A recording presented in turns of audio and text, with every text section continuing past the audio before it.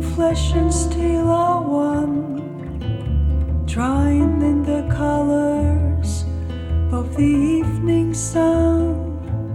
Tomorrow's rain will wash the stains away, but something in our minds will always stay. Perhaps this final act was meant to clinch a lifetime's argument, that nothing comes from violence and nothing ever could. For all those born beneath an angry star, lest we forget how fragile